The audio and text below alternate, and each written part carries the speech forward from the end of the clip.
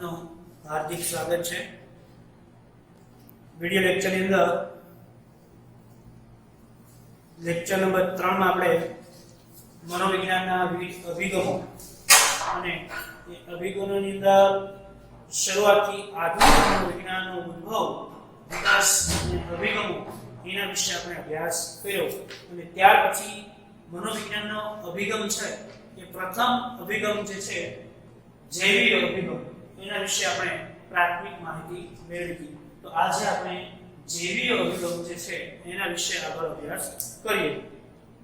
જૈવિક અભિગમ શું છે?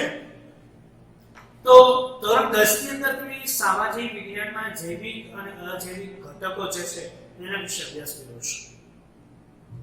જૈવિક અભિગમની અંદર મનોવિજ્ઞાનના વિકાસમાં શરીર રચના શાસ્ત્રીઓનો ફાળો વિશેષ છે. વેબર, ફેકનર, હેલ્બર્ટ્સ વગેરે માનવ વર્તનને સમજવા માટે તેમની અભ્યાસ પદ્ધતિઓ અને માન્યતાઓનો આધાર લીધો છે. જૈવ અભિગમ માનવ વર્તનને સમજવા માટે વ્યક્તિના મૂળમાં રહેલા રંગસૂત્રો. જૈવિક અભિગમ માનવ વર્તનના આંતરિક છે. દરેક અંશો છે એ વ્યક્તિના આંતરિક અંશો છે, એને સમજવાનું છે.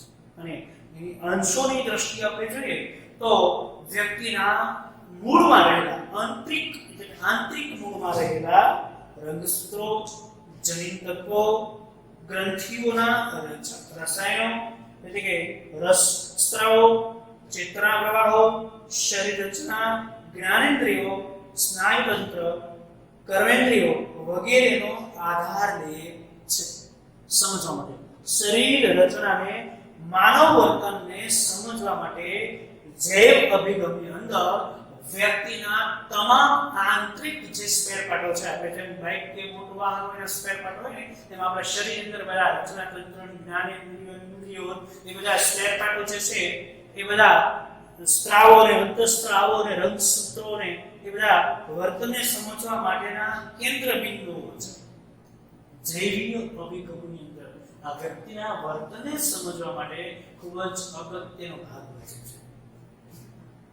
કારણ કે જ્ઞાનેન્દ્રિયો છે એ જ્ઞાનેન્દ્રિયો જ્યારે કર્મેન્દ્રિયો હોય એટલે કે હાથ અને પગ, એ કર્મેન્દ્રિયો સાથે કર્મેન્દ્રિયોને સૂચિત કરશે કે જાઓ, મગજની અંદર સંદેશો આવશે. બાકી કોઈ તમને પ્રશ્ન કે કોઈ પ્રશ્ન પૂછે કે કોઈ પ્રશ્નનો વારો આવે એ પ્રશ્ન મગજની અંદર છે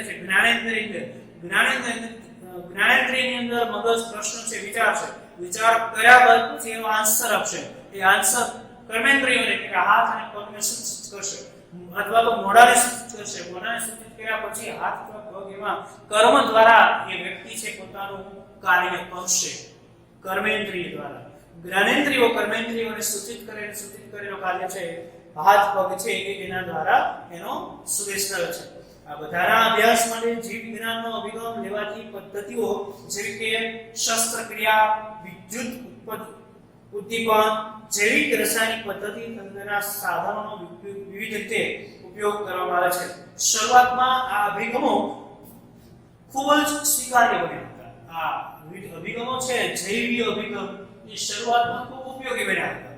પરંતુ બીજી રીતે જોઈએ તો જૈવ અભિગમ છે એ શસ્ત્રક્રિયા, વિદ્યુત ઉદ્દીપન, જૈવ રસાયણિક પદ્ધતિ તથા તેના સાધનોનો ઉપયોગ કરવામાં આવે છે. શરૂઆતમાં આ અભિગમ ખૂબ જ સ્વીકાર્ય બન્યો કારણ કે તેના દ્વારા શરીરના રંગો, અવયવો અને વર્તનના શારીરિક આધારોની સ્પષ્ટ સમજ પ્રાપ્ત થઈ છે.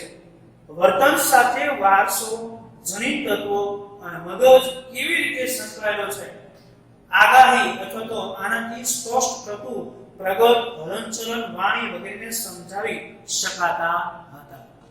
વ્યક્તિના વર્તનનું મનોવિજ્ઞાનની અંદર આના પહેલા પણ ત્રીજા લેક્ચરની અંદર પણ મેં તમને વાત કરી મનોવિજ્ઞાન એટલે આપણે પોતે પોતાનો જ અભ્યાસ કરવાનો. આપણે અમુક કાર્યો છે એ કાર્યો સ્વતંત્ર થતા હોય છે. મગજ, જ્ઞાનેન્દ્રિયો અને કર્મેન્દ્રિયો છે પોતાની રીતે કરતા છે. એક માનસિક રીતે જૈવિક અભિગમની સતી ઉદાહરણ સમજીએ.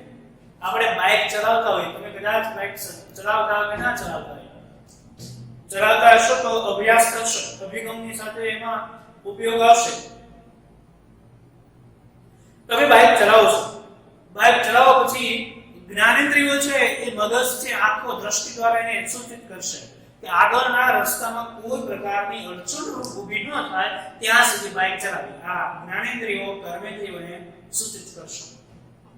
પરંતુ જ્ઞાનેન્દ્રિયો અને કર્મેન્દ્રિયો વચ્ચે ચર્ચા ને ત્યારે એ સૂચિત કરશે, સંદેશો સ્વસિદ્ધિ સંદેશો આપશે, પણ કહેશે નહીં. ક્યારે સાંભળ્યું છે કે બાઇક ચલાવતા ચલાવતા કોઈ વ્યક્તિને એના જ્ઞાનેન્દ્રિય અંદર કોઈ વચ્ચે આડું ઉતરે અને બ્રેક મારવાની થાય કે ગિયર મારવાનું થાય તો જ્ઞાનેન્દ્રિય તરત કહેશે કે કર્મેન્દ્રિય બ્રેક લગાવી દે? ના, આપમેળે સ્વસિદ્ધિ કાર્યો છે એ થઈ શકે છે. અને રંગસૂત્રો, ચેતક પ્રવાહો, રચના તંત્રીય, જ્ઞાનેન્દ્રિયો, સ્નાયુ કેન્દ્રીય, કર્મેન્દ્રિયો વગેરે આધાર દે છે અને એના આધારે હલનચલન, વાણી અને સમજવાની પ્રક્રિયા છે કરી શકતા. અને એના દ્વારા છે એ પ્રક્રિયા કેટલાક આંતરિક અનુભવો અને અમુક પ્રકારના વર્તનની સમજૂતી આપવામાં આ અભિગમ નિષ્ફળ નીવડે છે. અમુક જે અભિગમો છે એ અમુક પ્રક્રિયામાં નિષ્ફળ નીવડી શકે છે. કારણ કે નિષ્ફળતા અમુક જે છે એ તાત્કાલિક ડિસિઝન નથી લઈ શકતા. ધારો કે બાઇક ચલાવો છો, બાઇક ચલાવો છો પણ જ્ઞાનેન્દ્રિય અને કર્મેન્દ્રિય જ્યાં સુધી રસ્તો સીધો હશે ત્યાં સુધી તે સીમિત છે. રસ્તો વળાંકવાળો હશે, નહીં દેખાય એવું છે, બાજુમાંથી કોઈ પસાર થશે એ જાણી શકાતું નથી. આ જ્ઞાનેન્દ્રિયો અને કર્મેન્દ્રિયોના જે અમુક વર્તન અને પ્રકારની દ્રષ્ટિએ સમજૂતી આપવાના અભિગમો છે અહીંયા નિષ્ફળ ગયા છે. અને માનવ શરીરની જટિલતાના કારણે શરીર અને સમજૂતી સંપૂર્ણપણે એવું કહે છે કે સંપૂર્ણ સમજ પ્રાપ્ત ન થતી હોવાથી માનવીના દરેક વર્તન અને મનોવ્યાપારને સમજાવી શકાતો નથી. એ જ પ્રમાણે માનવીનું વર્તન, જૂથ ક્રિયાઓ સામાજિક સાંસ્કૃતિક વાતાવરણ ઉપર પણ આધાર રાખે છે. જ્યાં જૈવિક ક્રિયાઓને સ્થાન નથી, આ જૈવિક અભિગમ પોતાની મર્યાદાઓ છે. જૈવિક અભિગમોની અમુક મર્યાદાઓ છે એ અહીંયા આપણે સૂચિત કરી છે. અને ત્યાર પછીનો બીજો અભિગમ છે વાર્તનિક અભિગમ. વાર્તનિક અભિગમ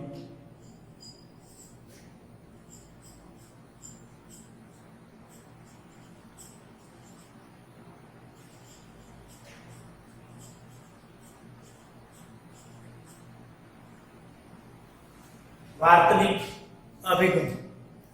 તો એ વાર્તનિક અભિગમ સાથે એક મનોવૈજ્ઞાનિક તરીકે જેબી વોટસન આપણે તમે ટેક્સ્ટબુકમાં નિહાળશો તો ફોટા દ્રશ્યના માધ્યમથી નિહાળી શકશો કે જેબી વોટસન છે એ કોણ છે.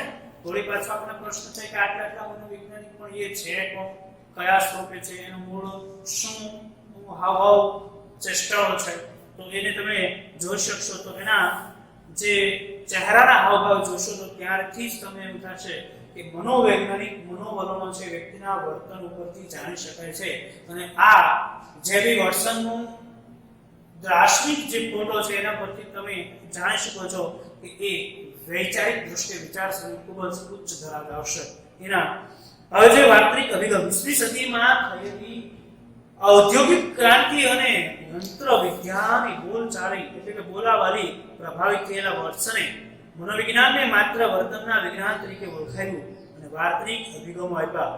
મનોવિજ્ઞાનને માત્ર વર્તનના વિજ્ઞાન તરીકે જેબી વોટસનના સીમિત ખ્યાલો એ મનોવિજ્ઞાન એવું કહે છે કે માત્ર મનોવિજ્ઞાન વર્તનનું વિજ્ઞાન જ છે, એમાં બીજું કઈ જાણી શકાતું નથી. કારણ કે જે મનોવૈજ્ઞાનિકો છે અમુક સ્વનિયંત્રિત નિયમો છે, સ્વનિયંત્રિત વિચારસરણી છે અને સ્વનિયંત્રિત પોતાના સિદ્ધાંતો છે. એટલે જેબી વોટસન કહે છે કે મનોવિજ્ઞાન વર્તનનું જ વિજ્ઞાન છે. એના સંદર્ભે આગળ જોઈએ કે વાર્તનિક અભિગમ શું સૂચવે છે. જેબી વોટસનના મત પ્રમાણે વોટસને વ્યક્તિના તેના વર્તન દ્વારા જ સમજવો જોઈએ. તેમાં પણ માત્ર એટલું જ વર્તન કે જે વસ્તુલક્ષી રીતે નિરીક્ષણ કરી શકાય તેમ હોય.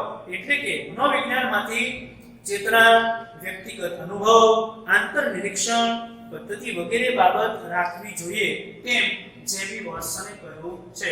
મનોવૈજ્ઞાનિકની અમુક જે ચેષ્ટાઓ છે, ચેતના છે, વ્યક્તિગત અભિગમ છે, અનુભવ છે, આંતર નિરીક્ષણ છે, એની વિવિધ પદ્ધતિઓ છે એ જેબી વોટસન છે વ્યક્તિના વર્તન પરથી નક્કી થાય છે એવું જણાવે છે. અને એ વ્યક્તિના વર્તનથી જ આ અનુસરે છે. વ્યક્તિના વર્તનથી જ જાણી શકે છે. મનોવિજ્ઞાનમાંથી જ ચેતના વ્યક્તિના અનુભવને નિરીક્ષણ પદ્ધતિ એવી બાકાત તેના સંદર્ભે બાકાત રાખવી જોઈએ તેમ જેબી વોટ્સનનો વિચાર છે કે આ બધી વસ્તુ છે મનોવૈજ્ઞાનિક અભિગમમાંથી દૂર રાખવી જોઈએ, બાકાત રાખવી જોઈએ વાર્તનિક અભિગમથી. વોટ્સનનો વર્તનવાદી અભિગમ વર્તનને ઉદ્દીપક પ્રત્યે કરવામાં આવતી પ્રતિક્રિયા તરીકે ઓળખાવે છે. આથી તેને ઉદ્દીપક પ્રતિક્રિયા અભિગમ તરીકે ઓળખવામાં આવે છે. ઉદ્દીપક પ્રતિક્રિયા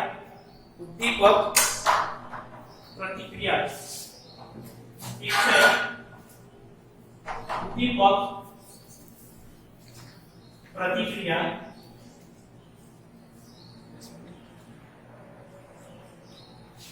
કોણ છે તો કે જેબી ઉદ્દીપક અને પ્રતિક્રિયા આ બંને છે જેબી વોટ્સન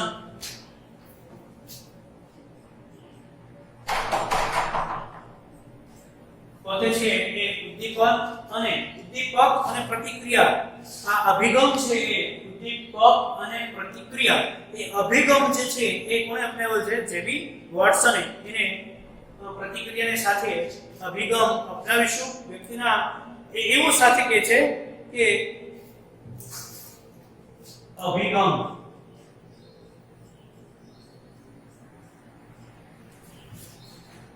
અને જેબી વોટ્સન સાથે ઉદ્દીપક અને પ્રક્રિયા. જેવો તમે ક્લાસમાં બેઠા છો, જેબી વોટ્સનનો વિચારો જોઈએ, ક્લાસમાં બેઠા છો અને બેલ વાગે અને તમે ક્લાસમાંથી જતા રહ્યો. બેલ વાગો એ ઉદ્દીપક છે. તમે ક્લાસમાં બેઠા છો, શાંતિથી અભ્યાસ કરો છો,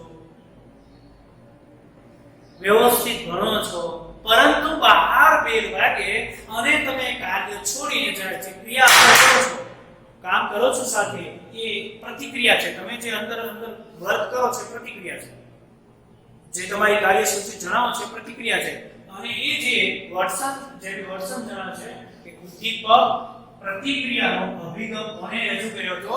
જેબી વોટ્સન એ જણાવે છે. ત્યાર પછી એના વાણીભિમુખ દ્રષ્ટિએ જોઈએ તો વોટ્સન આ અભિગમ વ્યક્તિના બાહ્ય પ્રકટ વર્તનને જ કેન્દ્રમાં રાખી અભ્યાસ કરે છે અને માત્ર કોઈ જોઈ શકાય તેવા પ્રગટ વર્તનો જેવા કે વાણી, મુખભાવ, ચેષ્ટાઓ, શારીરિક હલનચલનને જ વર્તન ગણે છે.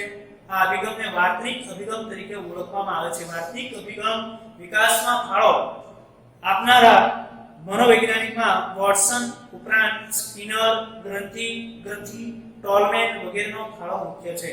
એ વાર્તનિક અભિગમ આપણે જોઈ શકીએ છીએ કે અહીંયા ઉદ્દીપક પ્રતિક્રિયાનો અભિગમ જે છે વાર્તનિક અભિગમની વિચારસરણી અપનાવતા જે જેબી વોટ્સન છે એમણે આ માનવીની જે પ્રગટ વર્તનો જેવા કે વાણી, અનુભવો, ચેષ્ટાઓ અને હલનચલનની પ્રક્રિયાઓ છે એ વાર્તનિક અભિગમની સાથે છે સાંકળ છે. અને ઉદ્દીપક પ્રતિક્રિયા એટલે કે વાર્તનિક અભિગમ જેબી વોટ્સને જે છે અપનાવ્યો છે. ત્યાર પછી છે બોધાત્મક અભિગમ. ત્રીજો અભિગમ છે બોધાત્મક અભિગમ.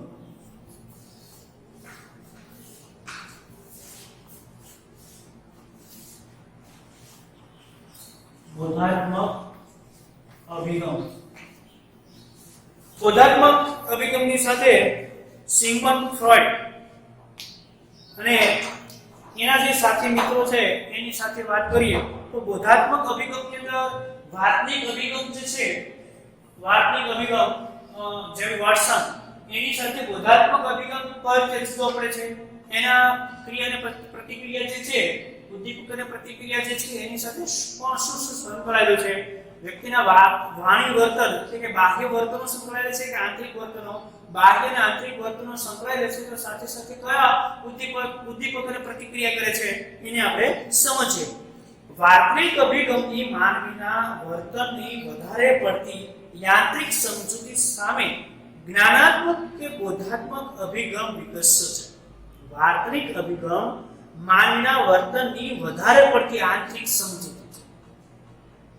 માનવીના વધારે પડતી વર્તનની આંતરિક સમજૂતીની સાથે અહીંયા જ્ઞાનાત્મક એટલે કે બોધાત્મક અભિગમ છે એ એના વાર્તનિક અભિગમની અનુસરીને બોધાત્મક અભિગમની રચના થઈ છે, કારણ કે વ્યક્તિના અમુક વર્તનો છે એ બાહ્ય વર્તનો અને આંતરિક વર્તનો, સામાન્ય વર્તનો અને જે બીજું કહે છે કે સમજૂતીના જ્ઞાનાત્મક અને બોધાત્મક માનવીના વધારે પડતા વાર્તનિક અભિગમના વર્તનો જે છે એ સાથે સાંકળીને એ જણાવે છે કે વાર્તનિક અભિગમ દ્વારા અપાતી માનવ વર્તનની વધારે પડતી સરળ અને સમજૂતીનો વિરોધ કર્યો અને કહ્યું કે માનવ યંત્ર એવું નથી કે જે ઉદ્દીપક પ્રત્યે સીધી પ્રતિક્રિયા જ આપે અથવા તો આદેશો મુજબ ક્રિયા કરે.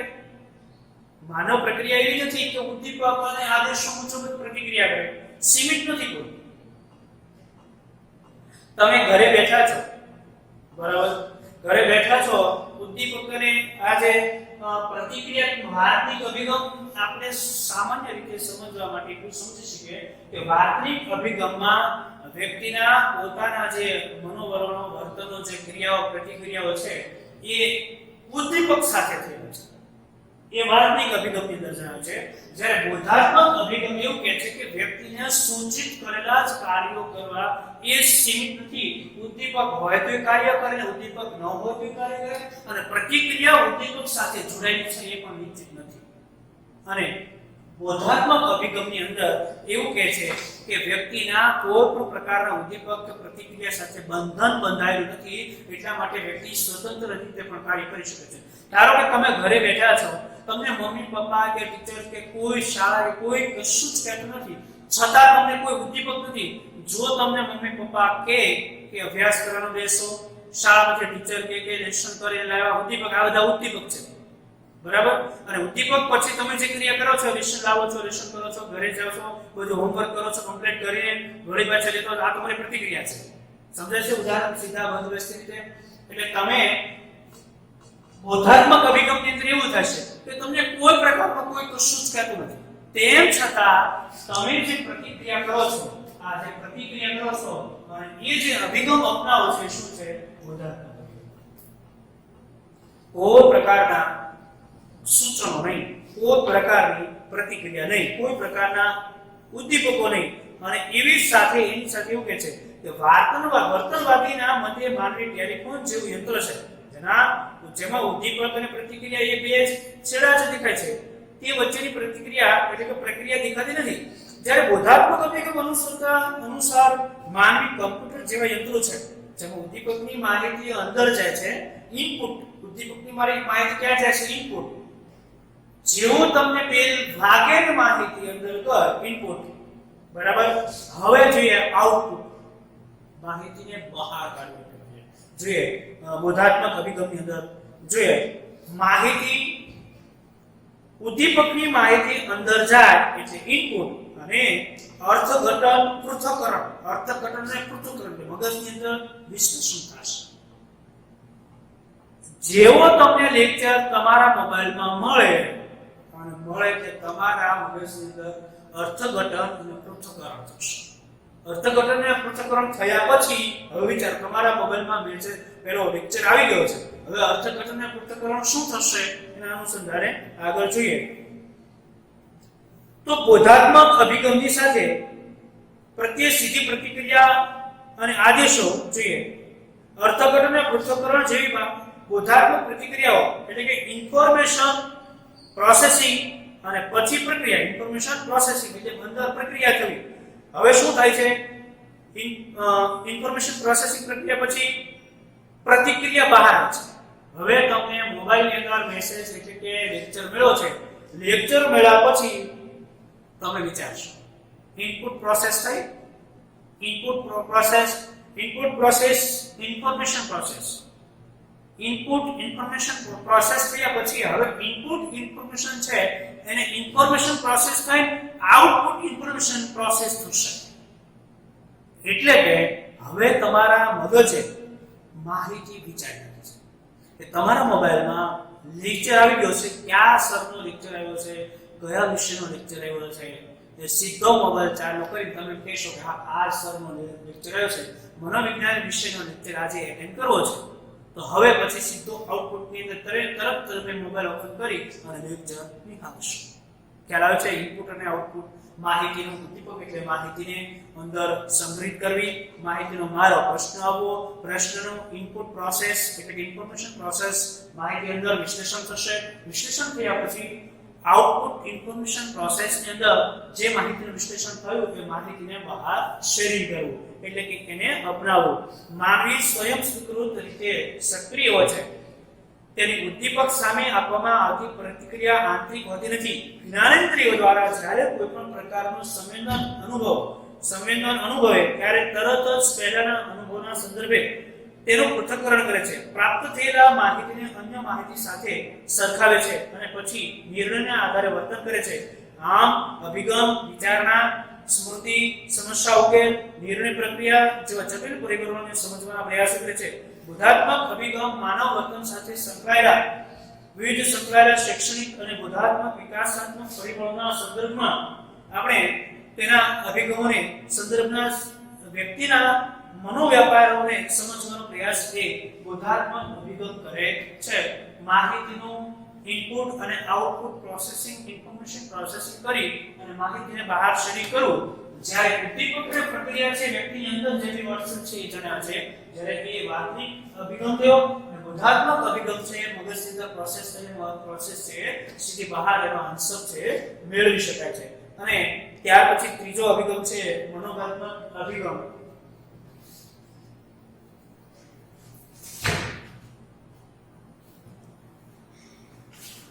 ત્રીજા અભિગમની અંદર આપણે જોઈએ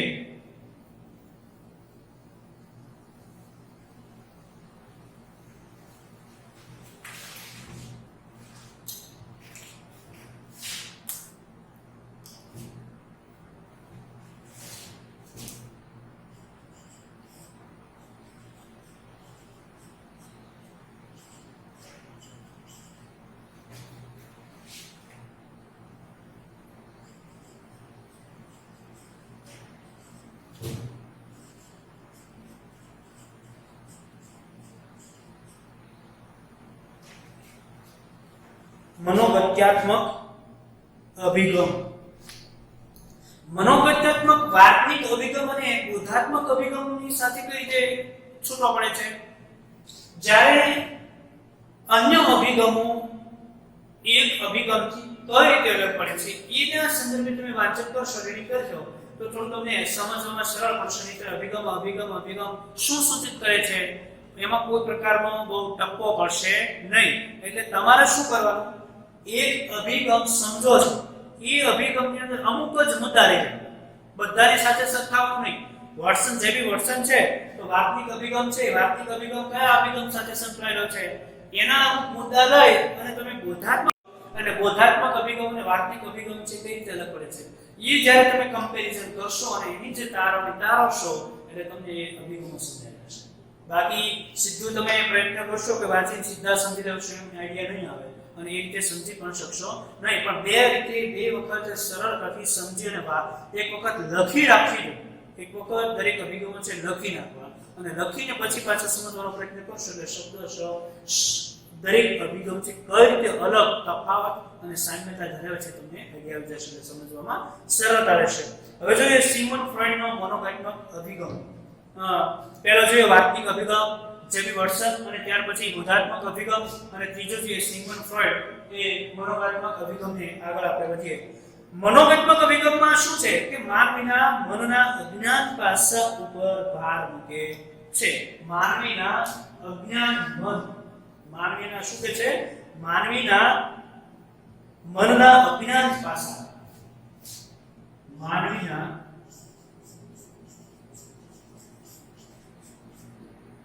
મનના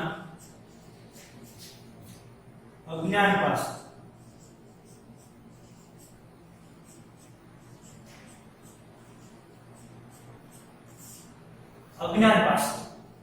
કે જે પાસા વિશે આપણે કશું માહિતી અથવા તો જાણતા નથી.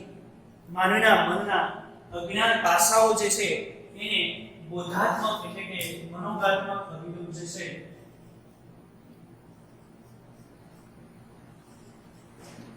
એ સીધો અનુસરે છે.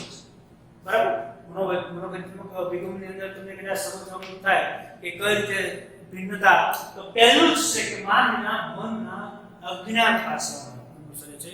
જ્યારે બોધાત્મક અભિગમની અંદર શું છે, ઉદ્દીપક અને પ્રતિક્રિયા સાથે કોઈ મતલબ નથી.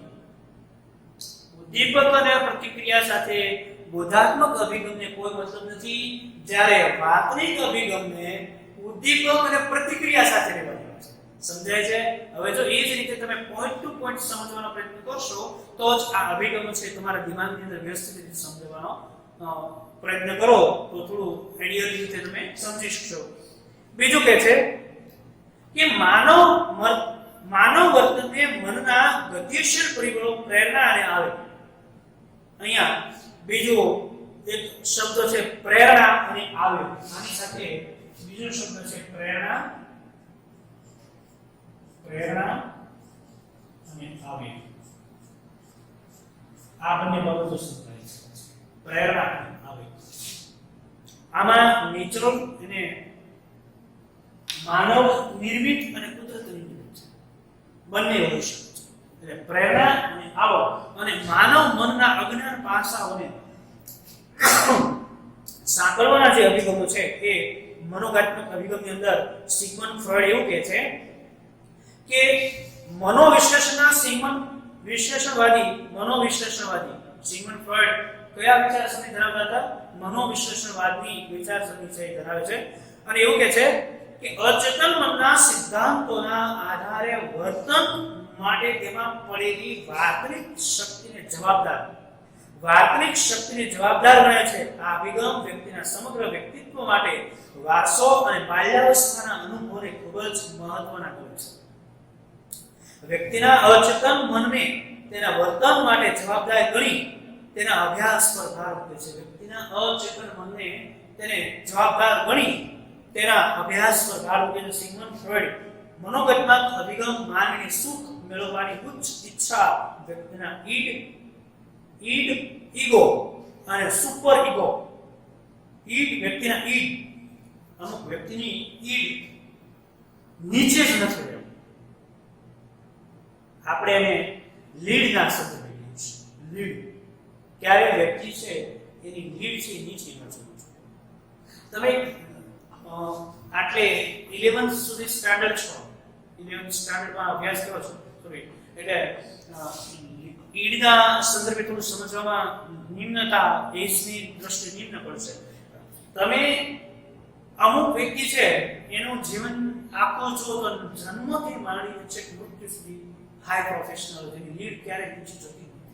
ઇન્કમની દ્રષ્ટિએ જો, ઇન્કમની દ્રષ્ટિએ જો, આઉટગોઈંગની દ્રષ્ટિએ જો કે પછી એના વારે વર્તન વ્યવહારોમાં છો, લીડ છે નીચી. પછી બીજું કહે છે કે ઈગો.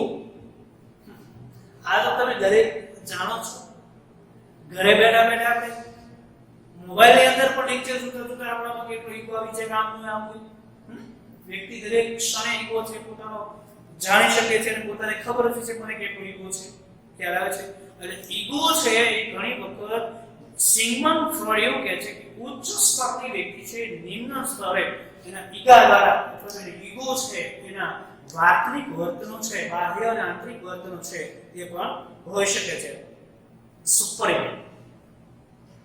સુપર ઈગોની અંદર વ્યક્તિ પોતાનો નહીં તો પોતાના દ્વારા જે કે ઇમ્પ્રુવમેન્ટ થયું છે, જે કે વિકસિત થયું છે, જેના દ્વારા જે છે સુપરમેન ઈગોની અંદર તમે જુઓ કોઈ વ્યક્તિ છે નાની ઉંમરની અંદર કોઈ એના લેવલ કરતા ઉચ્ચ કક્ષાનું પદ મળી જાય તો સુપર ઈગો ધરાવે છે. બીજું કે પોતાના દ્વારા જે કે સ્થાપિત થાય છે. નાની ઉંમરની અંદર કોઈ સારામાં સારો બિઝનેસમેન છે, બિઝનેસમેન થયા પછી સરસ મજાનો આલિશાન બંગલો, 4-વ્હીલર, 2-વ્હીલર, ભૌતિક સુખ સગવડતાની કોઈ કમી જ નથી. અને એ વ્યક્તિને પછી જ્યારે સામાન્ય વર્ગની અંદર એને ઉભો રાખવામાં આવે તો ભિન્નતાની દ્રષ્ટિએ સુપર ઈગો ધરાવી શકે છે. માનસિક દ્રષ્ટિએ છે સુપર ઈગો એ માનસિક વિચારસરણીની ક્ષતિ છે, કુદરતી નથી.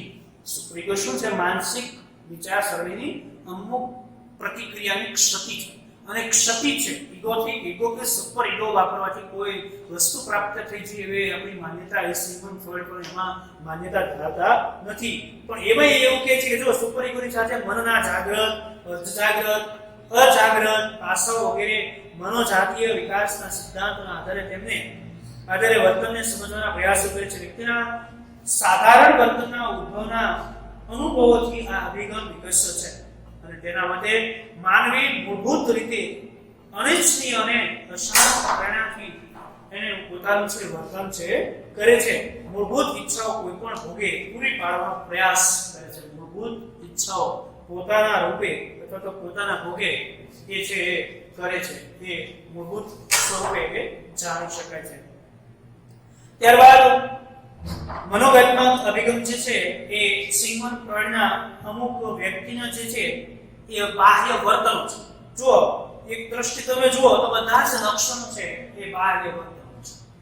બાહ્ય વર્તનો છે બધા જ લક્ષણો તમે જોઈ શકો છો. જો લક્ષણોની દ્રષ્ટિએ જોઈએ તો મનોવૈજ્ઞાનિક અભિગમની અંદર સુખ મેળવવાની ઈચ્છા, વ્યક્તિનો ઈગો, સુપર ઈગો, મનના અજાગ્રત અવસ્થાઓ, અજાગ્રત, અર્ધજાગ્રત, અજાગ્રત પાસાઓ, મનોજાતીય વિકાસના સિદ્ધાંતોના આધારે વર્તનને સમજવાનો પ્રયાસો એ મનોવૈજ્ઞાનિક અભિગમની અંદર અપનાવવામાં આવ્યા છે. ત્યાર પછીનો છે માનવવાદી અભિગમ. માનવવાદી અભિગમ ચોથો અભિગમ છે માનવવાદી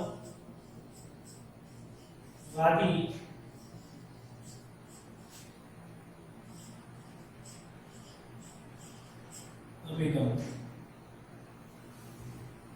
માનવવાદી આ વિચારસરણીની અંદર અમુક સીમિત બાબતો સંકળાયેલી છે.